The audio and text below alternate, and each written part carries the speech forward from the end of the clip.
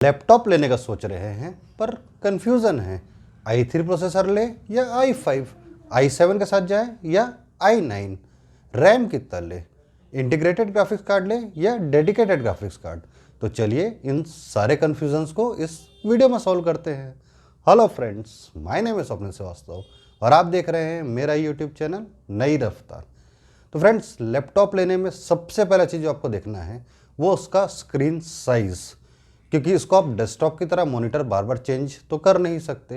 तो आप सबसे पहले ये देखिए कि आपको कितने स्क्रीन साइज़ की रिक्वायरमेंट है, कि आपको लार्ज स्क्रीन लेना है या स्मॉल स्क्रीन, और उसका रेजोल्यूशन आपको क्या चाहिए, मतलब आपको HD लेना है या फुल HD।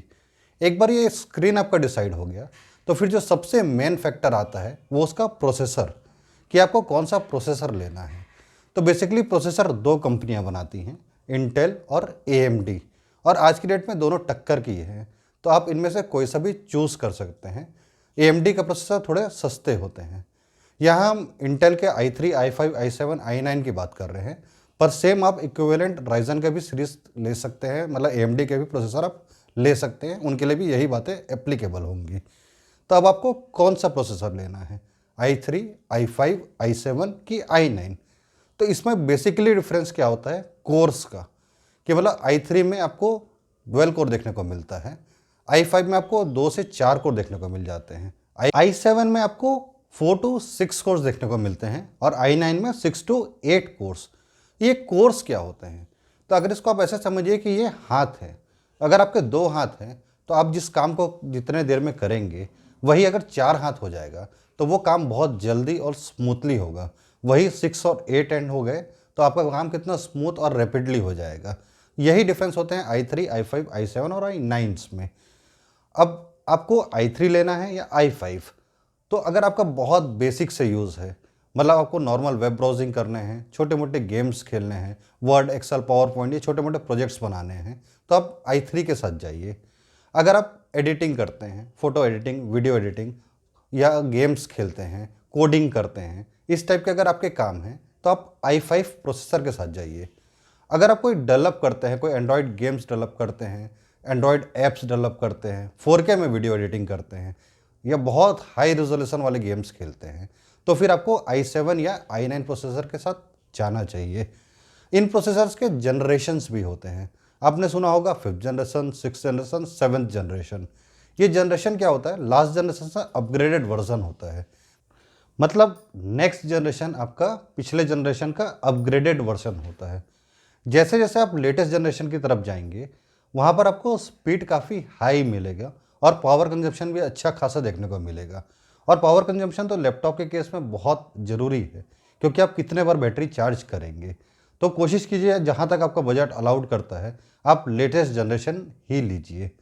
अब रैम की बात कर लेते हैं, रैंडम एक्सेस मेमोरी, कि आपको कितना रैम चाहिए।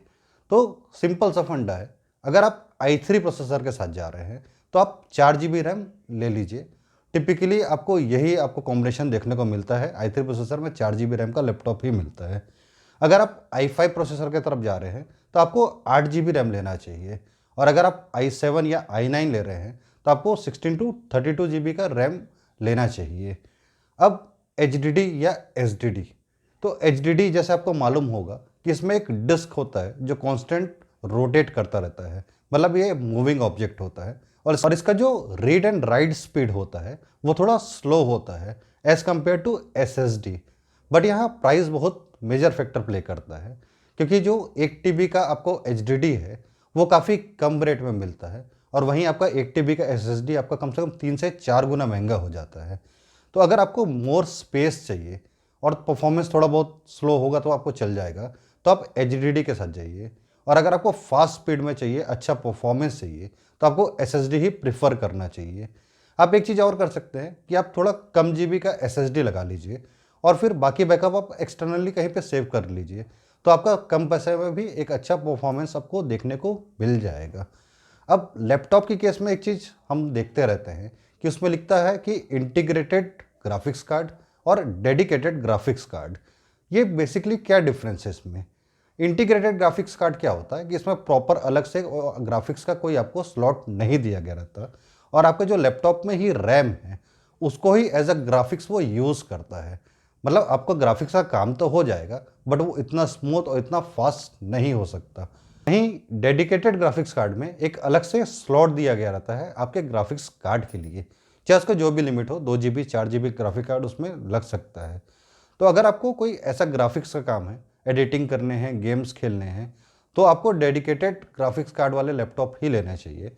और अगर आपको नॉर्मल सिंपल सा वर्क है जो हल्का फुल्का आपको ग्राफिक्स का ही ज़रूरत हो सकता है, तो फिर आप इंटीग्रेटेड ग्राफिक्स कार्ड की तरफ भी जा सकते हैं।